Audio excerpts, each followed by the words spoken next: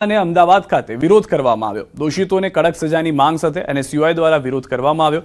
અમદાવાદના લાલ દરવાજા ખાતે એનએસયુઆઈ અને યુથ કોંગ્રેસે વિરોધ કર્યો। વિરોધકર્તાઓએ પ્લેકાર્ડ દર્શાવીને વિરોધ કર્યો હતો અને ન્યાયની માંગ કરી। મહત્વનું છે કે અંજેલ ચકમાન નામના યુવકને હિંસક હુમલા બાદ તેનું મોત થયું હતું, જેનો વિરોધ કરવામાં આવ્યો હતો।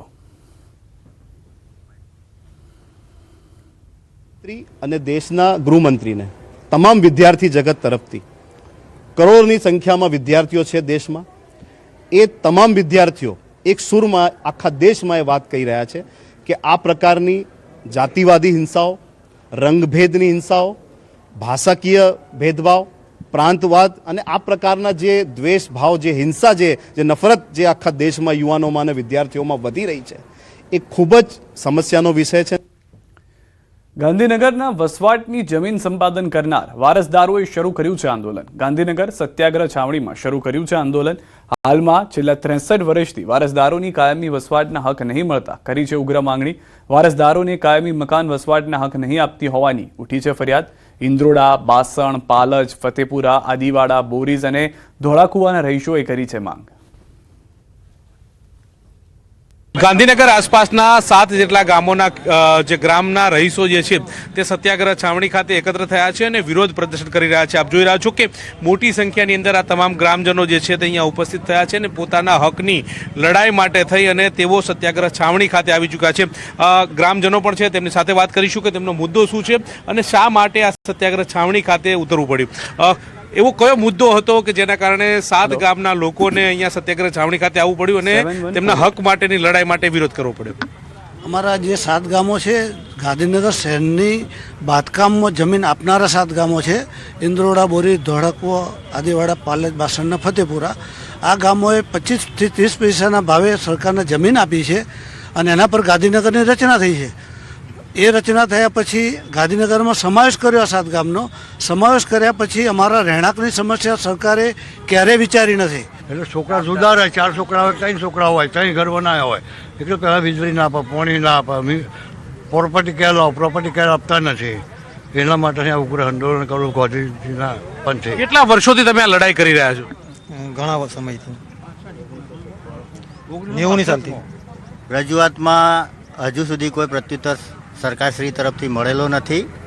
આજ દિન સુધી કોઈ પણ અમારા વિશે વિચારવામાં આવતો, અમારી ઓલરેડી 7 ગામની ફાઇલ સરકારશ્રીમાં ચાલુ જ છે, પણ એનો કોઈ નિર્ણય લેવામાં આવતો નહીં। હમણાં મેં 2 દિવસ પહેલાં વાંચ્યું, ડિબેટ જોઈ તો નવી વણઝાર કરીને ગામ છે સરખેજનું, ત્યાં 1973ની સાલમાં પૂર આવવાથી આ ગામ નષ્ટ થયેલું અને ત્યાંના રહીશોને નવા મકાનો બાંધેલા। ત્યાં 260 જેટલા મકાનોને હમણાં 2-3 દિવસ પહેલાં જ અમિતભાઈ ઠાકોર સાહેબ શું તમારું શું માંગ છે, તમે શું કરવાના છો? અમારી માંગ એ જ છે કે જેવી નવી વણઝાર ગામના લોકોને જે પ્રોપર્ટી કાર્ડ આપવામાં આવ્યા એવી રીતે અમારા દરેક 7 ગામોનો પ્રોપર્ટી કાર્ડ આપે દબાણમાં, જે સરકાર ગણે છે એમને। ચોક્કસથી તો કે જે પ્રકારે જે ગામો 7 ગામો જે છે કે જેમણે ગાંધીનગર વસવાટ માટે જે પોતાની જમીન આપી હતી તેમને ફરીવાર પ્રોપર્ટી કાર્ડ મળે તે પ્રકારની વાત સાથે તમામ ખેડૂતો જે છે, ગ્રામ રહીશો જે છે તે વિરોધ કરી રહ્યા છે અને પોતાની માંગ સાથે અનેક વખત સરકારને રજૂઆત પણ કરી ચૂક્યા છે।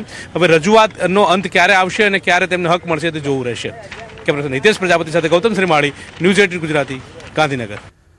સતત મળતી સુવિધાઓ સામે નાગરિકોનું બેજવાબદારીભર્યું વર્તન જોવા મળી રહ્યું છે। વર્ષ 2025માં વેસ્ટર્ન રેલવેના અમદાવાદ મંડળની મોટી કાર્યવાહી। વિવિધ ટ્રેનોમાં ટિકિટ વિના મુસાફરી કરતા 3,96,336 લોકોને પકડી પાડવામાં આવ્યા। અમદાવાદ રેલ વિભાગ દ્વારા 29.81 કરોડ દંડની વસૂલાત કરાઈ। જુદી જુદી ટ્રેનોમાં થૂકવા બદલ 2716 બેજવાબદાર મુસાફરો સામે કેસ કરી કાર્યવાહી કરાઈ। થૂકવા બદલ 5,68,157 રૂપિયાનો દંડ વસૂલવામાં આવ્યો તેમજ ટિકિટને લઈને જ મુસાફરી કરવા અપીલ કરી। જાન્યુઆરીથી લઈને ડિસેમ્બર સુધીમાં અત્યાર સુધીમાં લગભગ 4 લાખ કેસીસ રજિસ્ટર્ડ કર્યા છે, જેની અંદર વિધાઉટ ટ્રાવેલિંગ પણ હોય છે, અનબુક લગેજ પણ હોય છે અને હાયર ક્લાસમાં પણ ટ્રાવેલ કરે છે, જેથી કે સ્લીપરની ટિકિટો અને એસીમાં ટ્રાવેલ કરે છે એવા પણ પેસેન્જરો હોય છે। એ 4 લાખ અને એમાંથી અમાઉન્ટ જે છે એપ્રોક્સિમેટલી અમાઉન્ટ જે 30 કરોડની આસપાસ અમાઉન્ટ અમે લોકોએ એમાંથી કલેક્ટ કર્યા છે। નારાજ કિરીટ પટેલ માટે મિશન મનામણા નારાજ કિરીટ પટેલને મનાવવાના પ્રયાસો જિલ્લા પ્રમુખ અને બીજા 2 એમએલએ સાથે વાતચીત થઈ છે તેવું કહેવામાં આવ્યું છે. અમારી માંગણીઓ સ્વીકારવાની વાત કરી કિરીટ પટેલ તરફથી. પાટણ કોંગ્રેસ જિલ્લા પ્રમુખ ખેમર દેસાઈનું નિવેદન, ઘરનો મામલો છે, ઘરમાં જ નિરાકરણ આવી જશે. એમણે કહ્યું છે તમારી જે 2 માગણીઓ છે માગણીઓ અમે સ્વીકારીએ છીએ અને અમે અમારી સાથે ચર્ચા કરવા માટે અમારા જિલ્લા પ્રમુખને મોકલ્યા છે. ચર્ચા કર્યા પછી અમે ઓફિસે જઈ અને પછી વાત કરી. જે બનાવ બન્યો એ પ્રદેશ પ્રમુખની હાજરીમાં બન્યો, એના વિશે હજુ સુધી કોઈ કાર્યવાહી કરવામાં આવી નથી. અને 2017 અને 2022ની અંદર અમારા વિરુદ્ધમાં જેને કામ કર્યું હતું, પાર્ટીએ અમારી પાસે જે લેખિત માગ્યું હતું એમને હોદ્દા આપવામાં આવ્યા, એનો અમારે વાંધો છે. અમિતભાઈ ચાવડા સાહેબ સાથે અને તુષારભાઈ ચૌધરી સાહેબ સાથે અમારી વાતચીત થઈ ગઈ છે. એ જન આક્રોશ યાત્રામાં છે. ટૂંક સમયની અંદર કિરીટભાઈની જે માગણીઓ છે એ સ્વીકારવામાં આવશે અને આ એક ઘરનો મામલો હતો અને ઘર રીતે પતાવ્યો છે. તો હાલમાં જે રીતે કોંગ્રેસની અંદરના ફરી એક વખત ડખા છે એ સામે આવ્યા છે, પરંતુ હાલમાં આશ્વાસન આપવામાં આવી રહ્યું છે કે આ મામલો વધુ આગળ નહીં વધે.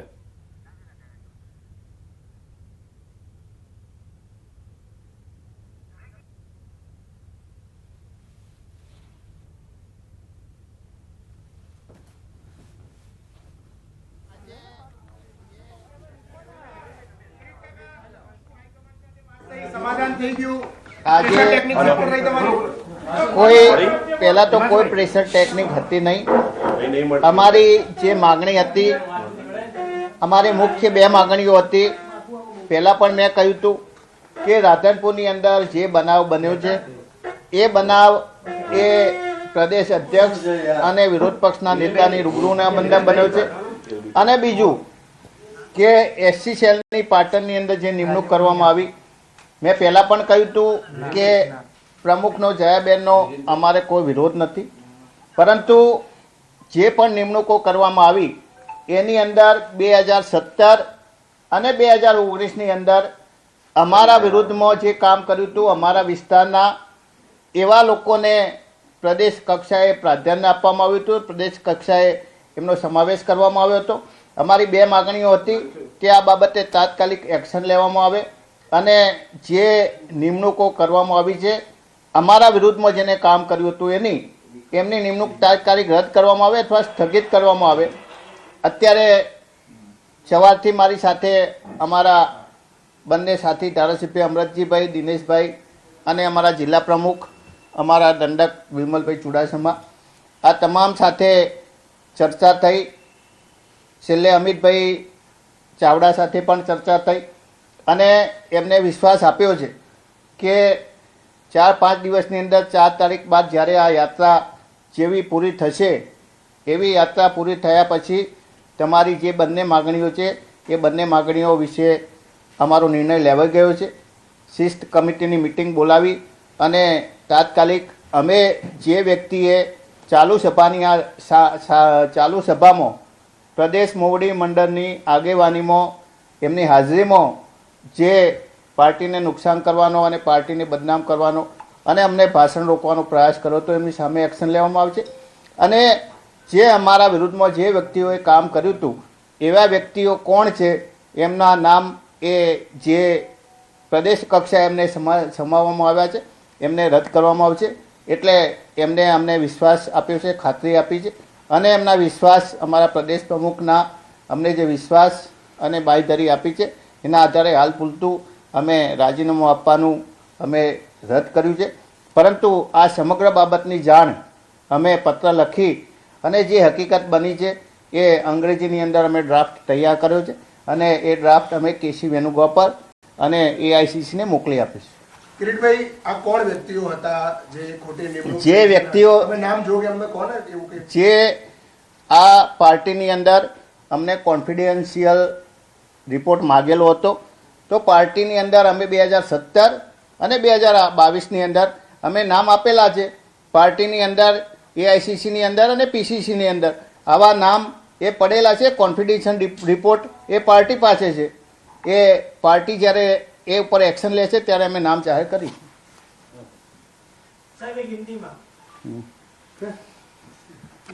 અત્યારે તો કેન્સલ ને રાજીનામું હાલ કેન્સલ કે મોકૂફ? મોકૂફ કેન્સલ नहीं लखने नहीं तैयार थे। भाई आपकी नाराजगी दूर हुई है, हाईकमान से बातचीत हुई है, क्या डिसीजन लिया गया है इस्तीफे के बारे में? आज हमने 3 बजे तक दंडक पद से इस्तीफा देने की बात की थी। 3 बजे से पहले हमारे जिला प्रमुख, हमारे तीनों साथी विधायक अमृत जी, दिनेश जी और विमल चुड़ासमा, ये सबकी हाजिरी में हमारे प्रदेश प्रमुख की તો પાટણના કોંગ્રેસના ધારાસભ્ય કિરીટ પટેલની નારાજગી બાબતે ભાજપની પણ પ્રતિક્રિયા આવી છે. ગુજરાતમાં પણ કોંગ્રેસના અનેક ધારાસભ્યો, કોંગ્રેસના કાર્યકરો એ કોંગ્રેસની નીતિ રીતિથી કંટાળી અને રાજીનામા અગાઉ પણ આપી ચૂક્યા છે. એટલે પાટણના કોંગ્રેસના ધારાસભ્ય કિરીટ પટેલ એ રાજીનામું આપે એ કંઈ નવી વાત નથી. કારણ કે કોંગ્રેસ છે એ ડૂબતી નૈયા છે અને ડૂબતી નૈયામાંથી બધા જ્યારે પણ તક મળે ત્યારે કૂદકો મારી અને એમાંથી બહાર નીકળે. એટલે કોંગ્રેસ છે એ ધીરે ધીરે નેસ્ત નાબૂદ થવાની દિશામાં છે. અન્ય સમાચાર પર નજર કરીએ. એન્જિનિયરિંગમાં પ્રથમવાર બીજી પ્રવેશ પ્રક્રિયા શરૂ થશે. બીજી વાર પ્રવેશ પ્રક્રિયા શરૂ કરવામાં આવશે. પ્રથમવારની પ્રક્રિયામાં વિદ્યાર્થીઓ નથી મળ્યા ત્યાં મધ્ય સત્ર પ્રવેશ પ્રક્રિયા થશે. રાજ્યની 39,000 ખાલી બેઠકો સામે 21,000 જગ્યાઓ માટે પુનઃ પ્રવેશ પ્રક્રિયા શરૂ કરાશે. જે બ્રાન્ચમાં 30થી વધુ ખાલી જગ્યા હશે ત્યાં બીજી વાર પ્રવેશ પ્રક્રિયા કરવામાં આવશે. સપ્લિમેન્ટરી પરીક્ષામાં પાસ થયેલ અને બાકી રહેલ વિદ્યાર્થીઓને તક મળશે. રાજ્યની સરકારી કોલેજમાં 326, ગ્રાન્ટેડમાં 76, જીટીયુ સેલ્ફ ફાઇનાન્સની 11,955 અને પ્રાઇવેટ યુનિવર્સિટીની 27,289 બેઠકો હજી ખાલી છે. આ સમગ્ર પ્રક્રિયા છે એ એસીપીસી દ્વારા હાથ ધરવામાં આવશે અને રાજ્ય સરકાર દ્વારા જે પ્રમાણે ઠરાવ કરવામાં આવ્યો છે તેમાં જે કોઈ કોલેજમાં 30 કે તેથી વધારે સંખ્યા ખાલી હશે, વેકેન્ટ હશે, તો તેમની એ બ્રાન્ચમાં જ એડમિશન પ્રક્રિયા હાથ ધરવામાં આવશે. સિમિલર વે એસએફઆઈ ઇન્સ્ટિટ્યૂટમાં પણ સમાન નિયમ લાગુ પાડવામાં આવશે અને એસએફઆઈ ઇન્સ્ટિટ્યૂટમાં પણ કોઈ પણ બ્રાન્ચમાં 30 કે તેથી વધારે સંખ્યા ખાલી હશે, વેકેન્ટ હશે સીટો, તો જ ત્યાં એડમિશન પ્રક્રિયા હાથ ધરવામાં આવશે. વડોદરામાં વિકાસના નામે ખોદાયેલા ખાડા હવે નાગરિકો માટે મોતનો કૂવો બન્યા છે. ખુલ્લી ગટરમાં પડતા એક શંકાસ્પદ યુવકે જીવ ગુમાવ્યો છતાં પાલિકાનું તંત્ર હજુ ઘોર નિંદ્રામાં છે. માંજલપુરની ઘટના બાદ પણ શહેરમાં ઠેર ઠેર ખુલ્લા ખાડા જોવા મળી રહ્યા છે. ટ્રાફિકથી સતત ધમધમતા રોડ પર કોન્ટ્રાક્ટરોએ માત્ર પ્લાસ્ટિકની પટ્ટીઓ બાંધીને પોતાની જવાબદારી પૂરી કરી. રાતના અંધારામાં પ્લાસ્ટિકની પટ્ટીઓ ના દેખાતા લોકોમાં ભય અને રોષ જોવા મળ્યો. શહેરની આ દયનીય સ્થિતિ માટે વિપક્ષે કોન્ટ્રાક્ટરો અને શાસકોની મિલીભગત જવાબદાર હોવાનો આક્ષેપ કર્યો. ખાડાઓ હજી એવાની વાત છે, રોડ બન્યા બી નથી કે જેની ઉપર પેચવર્ક કરીને બી હાલ પૂરતું કામ કરી શકે. કાલ ઉઠીને કોઈ મરે કે પાણીનું લેવલ ત્યાં બેસી ગયું તો બી ઘટના મોટી ઘટી શકે.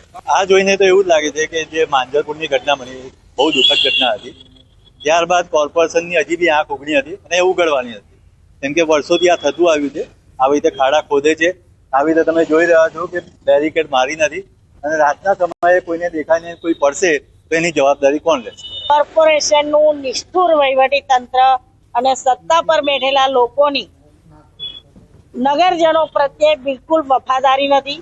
લોકોએ ખોબે ખોબા મત આપીને વિજય બનાવ્યા વિશ્વાસ સાથે, પણ લોકોનો વિશ્વાસ અત્યારે ઠેર ઠેર તૂટતો નજર આવે છે. એક પણ રોડ એવો નહીં હોય કે જે ખાડોદરા તરીકે ના ઓળખાય કે જ્યાં ખાડા ના હોય.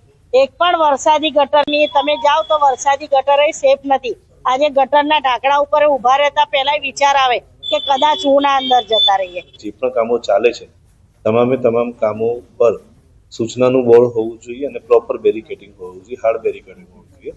આ બાબતે તમામને માહિતગાર કરવામાં આવેલા છે અને સ્પષ્ટ સૂચના પણ આપવામાં આવેલી છે. તેમ છતાં કેટલીક જગ્યાએ ધ્યાન પર આવ્યું છે કે એમજીવીસીએલ કે અન્ય કંપનીઓ જે કામ કરી રહી છે ત્યાં આગળ તેઓ ખરી ડેન્જર પટ્ટીથી રોડને બંધ કરે છે. આ માટે પણ અમે સંબંધિતને જરૂરી સૂચના આપીએ છીએ. વડોદરા શહેરના માંજલપુર વિસ્તારમાં પાલિકાના કોન્ટ્રાક્ટરના પાપે એક નિર્દોષ નાગરિકનો જીવ ગયો અને આ ઘટના બાદ હવે પાલિકા જે છે તે ઉતાવળે આંબા પકાવવા માટે નીકળી છે. પાલિકા દ્વારા એવો દોડ કરવામાં આવી રહ્યો છે કે જ્યાં જ્યાં વિકાસ કાર્યો ચાલી રહ્યા છે ત્યાં ત્યાં તકેદારીના તમામ પગલાં જે છે તે લેવામાં આવી રહ્યા છે, પરંતુ વડોદરા મહાનગરપાલિકા કેવા પ્રકારના તકેદારીના પગલાં લે છે એ તમે દ્રશ્યોમાં જોઈ શકશો. આ દ્રશ્યો જોયા બાદ તમે ખુદ કહેશો કે શું ખરેખર આનાથી અકસ્માત ટાળી શકાય ખરા? કારણ કે ડિલક્સ 4 રસ્તાથી લઈને ફતેગંજ 4 રસ્તા સુધી એટલે કે ફતેગંજ બ્રિજ સુધી પાલિકા દ્વારા આ રીતે આડેધડ આખા રસ્તા પર ઊંડા ઊંડા ખાડા ખોદવામાં આવ્યા છે. માજલપુરમાં ઘટના બની અને ઘટના બાદથી પાલિકા દ્વારા માત્ર દેખાડા પૂરતી આળસ જે છે તે કરવામાં આવી છે. હવે આ જોઈને અકસ્માત ટાળી શકાય કે કેમ તે સૌથી મોટો સવાલ જે છે તે અહીંયા ઊભો થઈ રહ્યો છે. અને જ્યારે વડોદરા શહેરમાં કોઈ ઘટના કે દુર્ઘટના સર્જાય ત્યારે વડોદરા મહાનગરપાલિકા દ્વારા આ જ રીતે દેખાડા કરવામાં આવતા હોય છે અને સુરક્ષાના તમામ પગલાં લેવાઈ રહ્યા છે. ત્યાં પ્રકારનો રોડ જે છે તે કરવામાં આવતો હોય છે. એટલે ટૂંકમાં કહીએ તો અત્યારે પાલિકાના તમામ જે કોન્ટ્રાક્ટરો છે તેઓ એ હદે બેફામ બન્યા છે કે માજલપુરમાં નિર્દોષ નાગરિકનો ભોગ લેવાઈ ગયા બાદ પણ જે તકેદારીના પગલાં લેવા જોઈએ તે પગલાં લેવામાં નથી આવી રહ્યા. હાર્દિક દીક્ષિત, ન્યૂઝ 18 ગુજરાતી, વડોદરા.